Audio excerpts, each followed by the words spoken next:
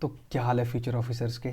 I hope आपकी तैयारी बढ़िया चल रही होगी। मेरा नाम है ऋषभ, मैं CGL 22 से कैग डिपार्टमेंट में सिलेक्टेड हूँ। और मैंने जो ये सीरीज़ शुरू करी है मिशन इंस्पेक्टर, इसमें आज हम करेंगे इडियम एंड फ्रेजेस। ये इसमें वो सारे इडियम एंड फ्रेजेस हैं जो CGL 2024 में पूछे गए थे। ठीक है, तो देखो इस चैनल पे आपको वो सारा कंटेंट मिलेगा जो इम्पोर्टेंट है पेपर के पॉइंट ऑफ व्यू से। और जैसे आपको पता है कि हमारा CGL और CHSL के पेपर अब लाइनअप में हैं, तो आपको इस चैनल पे अगले 2-3 महीने में जितना भी इम्पोर्टेंट कंटेंट है पेपर से रिलेटेड वो सब मिलेगा। ठीक है, तो चलिए शुरू करते हैं हम अपने पहले ईडीएम के साथ। तो देखो जो फर्स्ट ईडीएम है वो है to have bigger fish to fry. इसका मतलब क्या होता है? इसका मतलब होता है कि कोई बंदा है जो ये बोल रहा है कि I have bigger fish to fry. इसका मतलब है कि जो बंदा जिस समय जिस काम को कर रहा है उसके पास उससे भी कुछ इंपॉर्टेंट काम है करने को। क्या मतलब होता है कि to have a more important और urgent matter to deal with than the current task. अब इस चीज़ को आप ऐसे रख लो कि जैसे मान लो आपके 10 रुपये गुम हो गए और आप इसकी रिपोर्ट किसी पुलिस स्टेशन में करते हो, तो पुलिस वाले आपको बोलेंगे यार भाई यार इससे भी ज़्यादा कुछ इंपॉर्टेंट टास्क है हमारे पास। ठीक है, तो वो बोलेंगे I have a bigger fish to fry, कि ये जो तुम मुझे काम बता रहे हो मेरे पास इससे भी कुछ ज़्यादा इंपॉर्टेंट काम है। ठीक है, तो नेक्स्ट वर्ड है हमारा वो है ब्रेक अ लेग। तो ब्रेक अ लेग का क्या मतलब होता है? ब्रेक अ लेग का मतलब हो जाता है जब हम किसी को गुड लक विश करते हैं। जैसे आपका पेपर होगा तो उससे पिछले दिन आपको यूट्यूब पे सब करते हैं कि best of luck for exam, तो इसको और क्या बोलते हैं? बेस्ट ऑफ लक को ही बोलते हैं ब्रेक अ लेग। मतलब आपको कोई शुभकामनाएं देगा तो ये शुभकामनाएं देने का एक तरीका है। कोई आपको बोलेगा बेस्ट ऑफ लक, कोई आपको बोलेगा ब्रेक अ लेग। ठीक है, तो विश समवन गुड लक, इसका मतलब होता है ब्रेक अ लेग का। ठीक है, तो नेक्स्ट देखते हैं। नेक्स्ट है एट हर बिट सेंट। इसका मतलब होता है एट हर बिट सेंट का मतलब कोई बंदा कंफ्यूज हो गया, उसको पता नहीं चल रहा कि अब आगे क्या करना है, उसको बोलते हैं एट हर बिट सेंट। तो इसमें लिखा है कि to be so worried, confused और frustrated that one doesn't know what to do next. ठीक है, तो देखो यहाँ वैसे विट, जो विट होता है वो, जो विट का मीनिंग ही वो है कि कोई बंदा कितना बुद्धिमान है। तो ये यहाँ यही बोल रहा है कि एट हर बिट्स एंड, मतलब उसकी जो उसकी सोचने समझने की क्षमता है उससे भी परे की चीज़। तो क्या होगा जब आपको कोई चीज़ बोल दे जो आपकी सोचने समझने की क्षमता से ही परे है, तो क्या होगा आप भी क्या हो जाएगा, आप कंफ्यूज हो जाओगे कि अब क्या करें। ठीक है, तो नेक्स्ट वर्ड, नेक्स्ट हमारी इडियम है वो है 5 फिंगर डिस्काउंट। ठीक है, तो 5 फिंगर डिस्काउंट का मतलब होता है कि दुकान से चोरी करना। ठीक है, जब आप मतलब कोई भी बंदा जिसको आदत होती है दुकान से चोरी करने की, तो उसके लिए एक इडियम है कि 5 फिंगर डिस्काउंट। नेक्स्ट इडियम है on the ball. On the ball का मतलब हो जाता है कि कोई बंदा बहुत ही ज़्यादा अलर्ट है, बहुत ही ज़्यादा तेज है, अपने आसपास की चेंजेस को देखते हुए वो बहुत ही जल्दी रिएक्ट करता है। ठीक है, तो उसको बोलते हैं कि कोई बंदा बहुत या तो बहुत अलर्ट है या बहुत ही क्विक है टू रिएक्ट करने के लिए जो उसके आसपास चेंजेस हो रही हैं, डेवलपमेंट्स हो रही हैं। तो इसको ऐसे याद रख सकते हैं कि सर देखो विराट कोहली सर है, ठीक है, वो फील्ड में होते हैं तो वो फील्ड में ऑन द बॉल रहते हैं। ठीक है, कि भाई बॉल को देख के वो ऑन द बॉल कर देते हैं, मतलब एकदम अलर्ट होते हैं बॉल के लिए।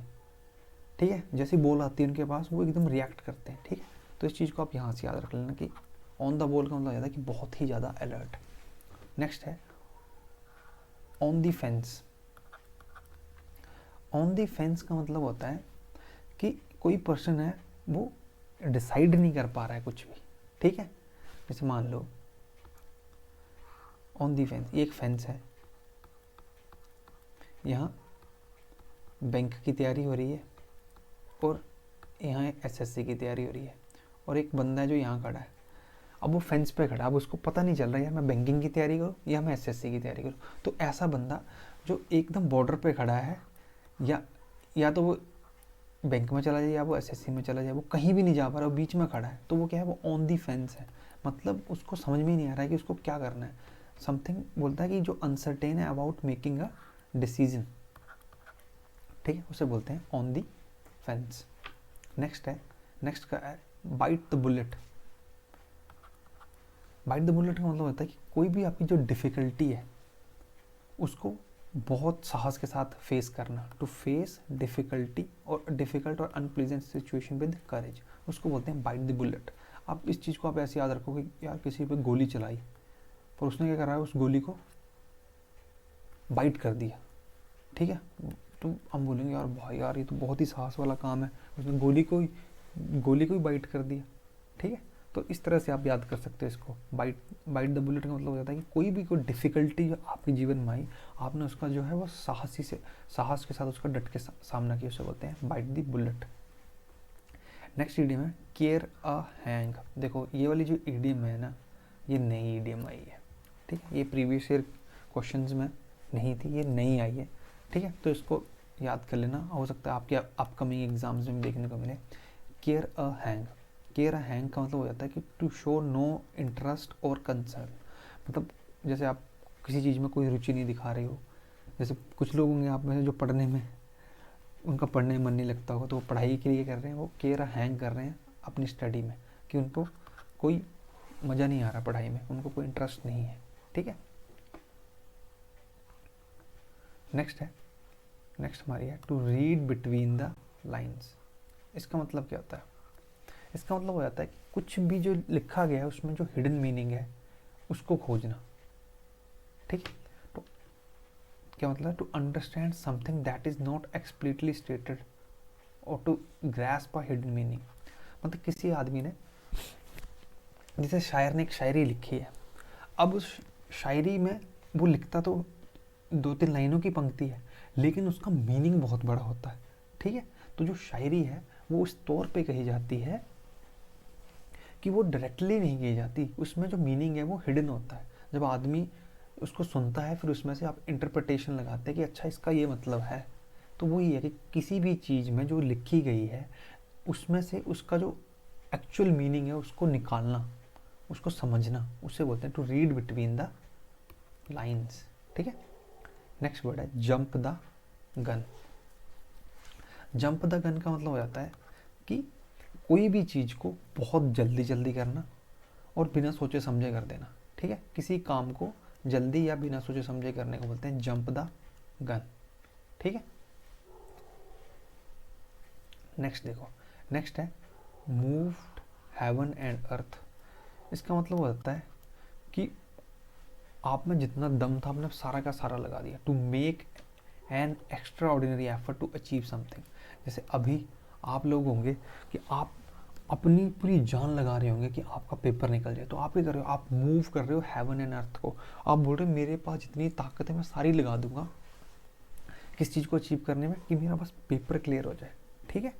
उसको बोलते हैं moved heaven and earth. Next है कि hit the nail on the head. तो इसका मतलब हो जाता है कि सही समय पर सही चीज़ करना, उसे बोलते हैं hit the nail on the head. To accurately identify और एक्सप्लेन समथिंग। मतलब किसी चीज़ को सही तरीके से पहचानना या समझना, या किसी काम को सही तरीके से करना, ठीक है, उसे बोलते हैं hit the nail on the head.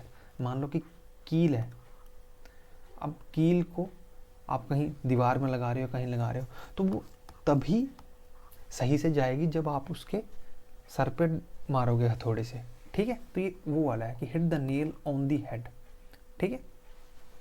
मतलब सही टाइम पे सही काम करना, या किसी चीज़ को सही करने का तरीका खोज लेना, उसे बोलते हैं hit the nail on the head. Next है अ डाइम अ डजन। इसका मतलब हो जाता है कौड़ियों के भाव बिकना। मतलब कोई भी ऐसी कॉमन चीज़ जिसकी ज़्यादा वैल्यू नहीं है उसे बोलते हैं अ डाइम अ डजन। मतलब something very common, not special और यूनिक। मतलब कोई ऐसी चीज़ जो क्या है, जो बहुत कॉमन है, कोई स्पेशल नहीं और यूनिक नहीं है, उसे बोलते हैं अ डाइम अ डजन, ठीक है। नेक्स्ट है नो बडीज़ फूल। नो बडीज़ फूल का मतलब हो जाता है कि कोई बंदा है जो बहुत ही शातिर बंदा, उसके लिए यूज़ होता है ये, ठीक है। जो शातिर बंदा है ना उसे बोलते हैं नो बडीज़ फूल। मतलब कोई आदमी जिसको आसानी से धोखा नहीं दिया जा सकता या उसे बहकाया नहीं जा सकता, उसे बोलता है nobody's fool, not easily deceived और ट्रिक्ड, ठीक है। नो बडीज़ फूल बोलते हैं उसे। नेक्स्ट है beside the mark. Beside the mark का मतलब हो जाता है कि जो मेन चीज़ से हट जाना, ठीक है। जैसे मान लो कि ये एक मार्क था और आपको बोला कि इस पे निशाना लगाओ एरो से, तो आपने यहाँ ना लग के वो निशाना यहाँ लग गया, ठीक है। तो क्या हो गया, आप बिसाइड द मार्क हो गए, आपको जहाँ निशाना लगाना था वहाँ से चूक गए, ठीक है। तो समथिंग जो कुछ भी जो रेलेवेंट है या not correct in relation to topic, उसे बोलते हैं बिसाइड द मार्क। मतलब जो हमारा टॉपिक है उससे रिलेटेड नहीं, आप कुछ और ही बोले जा रहे हो। जैसे आपसे पेपर में पूछा गया, पेपर में कुछ और पूछा गया, पेपर में आपसे सिनोनिम पूछा गया और आपने आंसर एंटोनिम लगा दिया, ठीक है। तो आप बिसाइड द मार्क थे, जो आपसे पूछा गया आप उस पे नहीं थे, आपने कुछ और कर दिया, ठीक है। नेक्स्ट वर्ड है, नेक्स्ट इडियम है the a fish out of water. Fish out of water होता है कि मतलब टू फील अनकंफर्टेबल और out of place in a new environment. तो ये तो बहुत ही आसान है समझने में कि देखो समुंदर से या पानी से फिश को बाहर फेंक दो, तो बाहर जब मछली गिर जाती है पानी के बाहर तो गिरती है, वो तड़पने लग जाती है, अनकंफर्टेबल हो जाती, तो वही है the fish out of the water. तो उसको बोलते हैं टू फील अनकंफर्टेबल और out of the place in a new environment. मतलब एक तरह से आप घर से आए हो, शहर में रहने लग जाते हो, तो आप भी थोड़े दिन अनकंफर्टेबल फील करते हो, तो वही है a fish out of water, to feel uncomfortable, किसी नए माहौल में असहज या बाहर महसूस करना, मतलब, ठीक है। नेक्स्ट है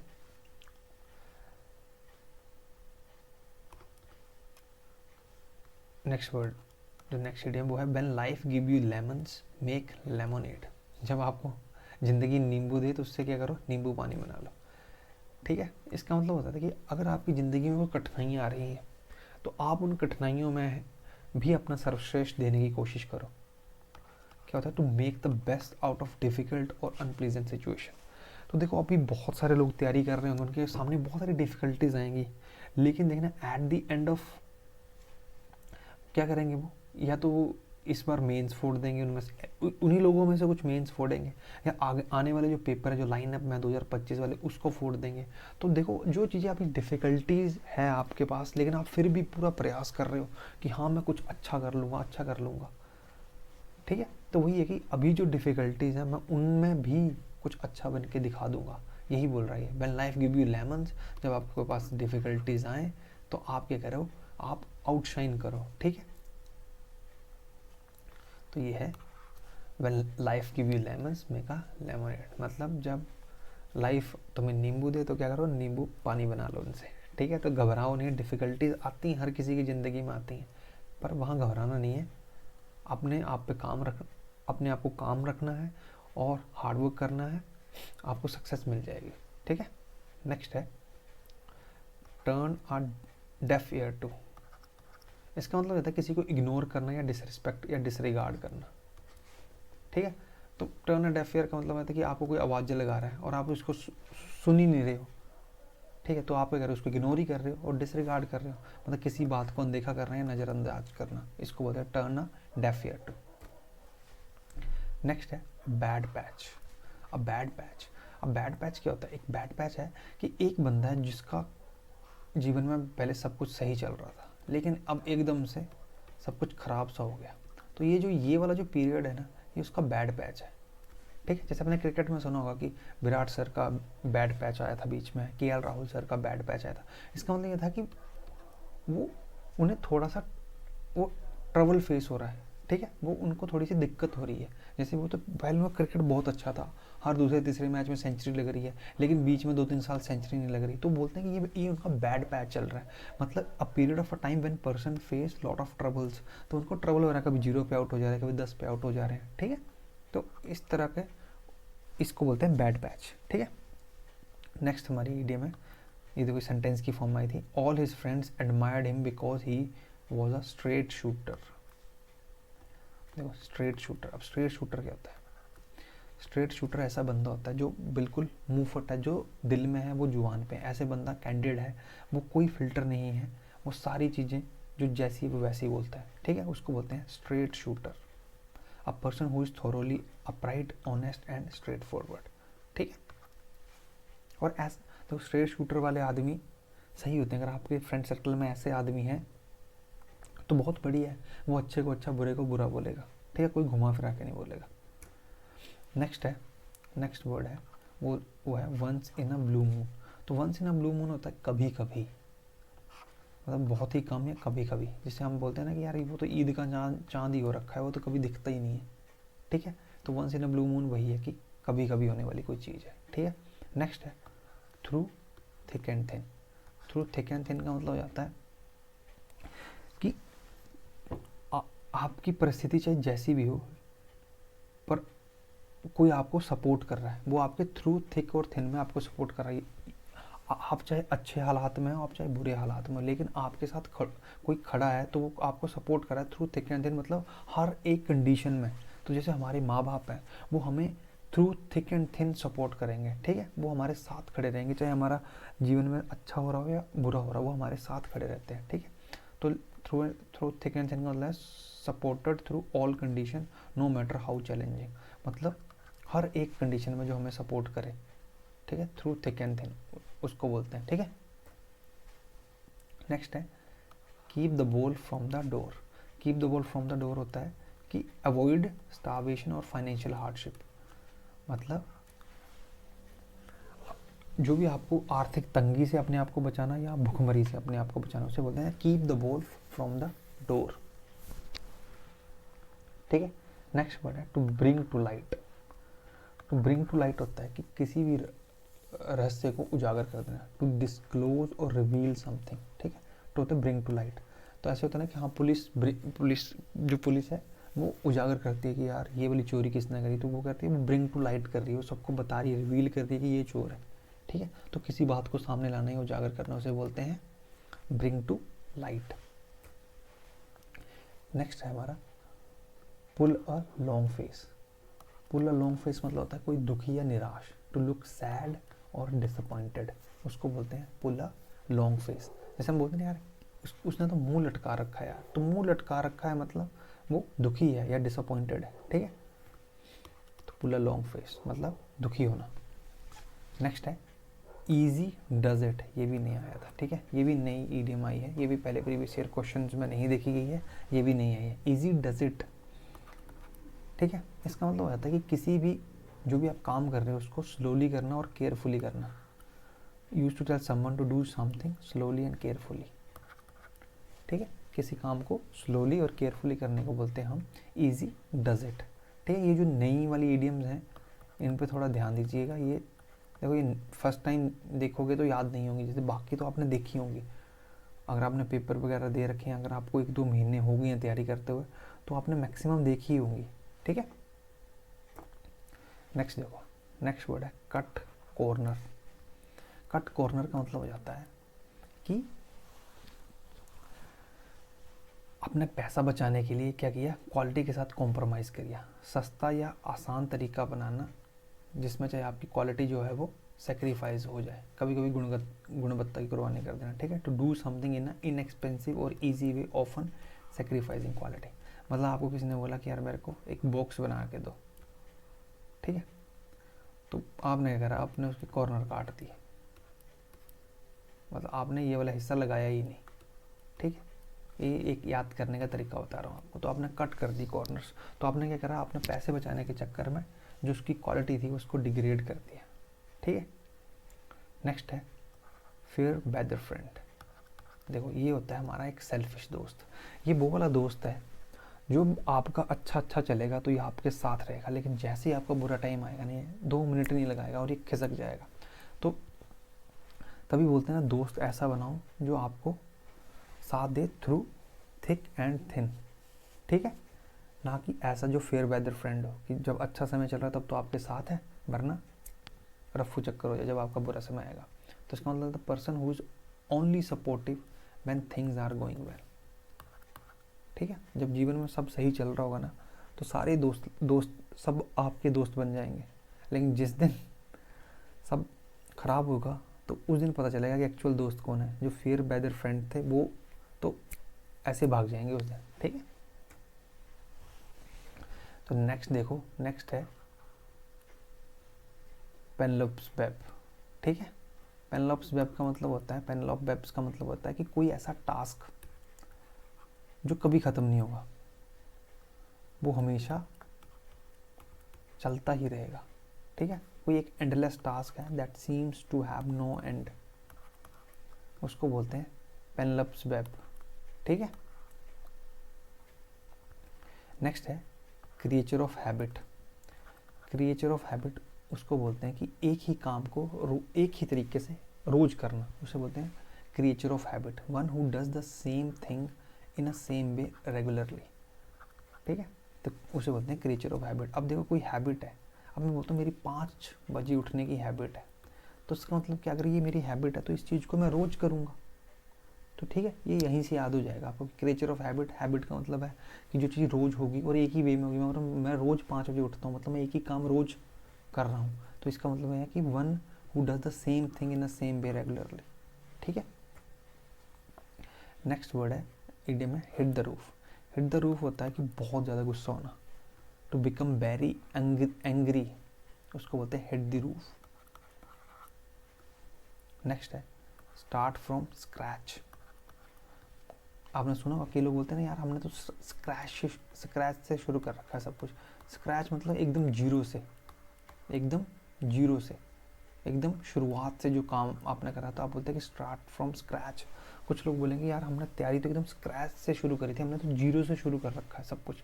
ठीक है, तो स्टार्ट और create something from the very beginning, उसे बोलते हैं स्टार्ट फ्रॉम स्क्रैच।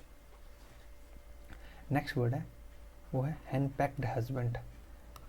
हैंडपैक्ड हस्बैंड क्या होता है? हैंडपैक्ड हस्बैंड जिसे हम हिंदी में बोलते हैं जोरू का गुलाम। ऐसा बंदा, ऐसा हस्बैंड जो कंट्रोल किया जाता है उसकी वाइफ के द्वारा, उसे बोलते हैं हैंडपैक्ड हस्बैंड। नेक्स्ट इडियम है एट अ लो एब। एट अ लो एब का मतलब हो जाता है इन अ डिप्रेस और अ वीक स्टेट। ठीक है, तो जो एब है इसका मतलब ही होता है डिक्रीज करना।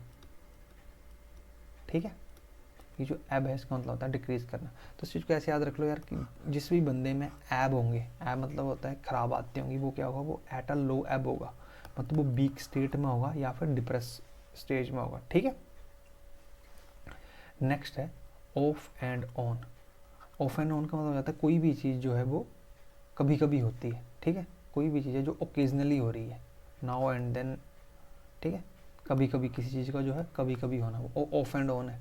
और देखो अगर आपकी तैयारी ऑफ एंड ऑन है ना तो सिलेक्शन नहीं होगा। ठीक है, आपकी तैयारी रेगुलर होनी चाहिए, ऑफ एंड ऑन नहीं होनी चाहिए कि आज पढ़ा कल नहीं पढ़ा। ठीक है, जो लोग आज पढ़ रहे हैं कल पढ़ रहे हैं उनकी तैयारी को हम क्या बोलेंगे, वो ऑफ एंड ऑन है। उनकी तैयारी ऑफ एंड ऑन है, कभी ऑफ कभी ऑन, कभी ऑफ कभी ऑन। ठीक है, नेक्स्ट वर्ड है, नेक्स्ट इडियम है left out in cold. Left out in cold का मतलब क्या हो जाता है कि किसी को इग्नोर कर देना या किसी को नज़रअंदाज कर देना, उसको बोलते हैं to left out in cold. ठीक है, नेक्स्ट है ब्रेक द आइस। अब ब्रेक द आइस क्या होता है? ब्रेक द आइस का मतलब हो जाता है कि देखो कुछ अनजान लोग बैठे होते हैं, तो उसमें जो बंदा सबसे पहले बात करना शुरू करेगा ताकि सब कंफर्टेबल हो जाए, तो उसे बोलते हैं ब्रेक द आइस करना, मतलब इनिशिएट लेना कुछ बोलने का, उसे बोलते हैं ब्रेक द आइस। ठीक है, टू से और do something that makes people feel more relaxed specially at the beginning of the meeting. ठीक है, आप जब ऐसे मीटिंग वगैरह में जाते हैं तो अनजान लोग बैठे होते हैं, तो कुछ ऐसा बोल देना ताकि सब लोग क्या है रिलैक्स फील करें, तो उससे बोलते हैं ब्रेक द आइस। तो इस स्कूल में कई स्कूल में एक्टिविटी भी होती है, आइस ब्रेकिंग एक्टिविटीज़। ठीक है, ये तो फिर आ गया ऑफ एंड ऑन, ये तो आपको पता है जो कभी कभी। ठीक है, नेक्स्ट वर्ड है call a spade a spade. Call a spade का मतलब क्या होता है कि जो चीज़ जैसी है उसको वैसा बोलना, टू स्पीक ट्रूथफुली, और सीधा चीज़ों को एकदम सीधे बोलना, घुमा फिरा के ना बोलना, शुगर कोट करके ना बोलना, जो चीज़ जैसी है उसको वैसे ही बोलना।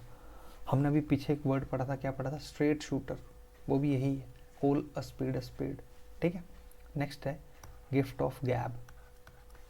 गिफ्ट ऑफ गैब है मतलब एक फ्लुएंट स्पीकर को बोलते हैं जिसको बोलने की कला है, जो प्रभावशाली भाषण देता है, उसे बोलते हैं गिफ्ट ऑफ गैब, a talent for speaking well, उसको बोलते हैं।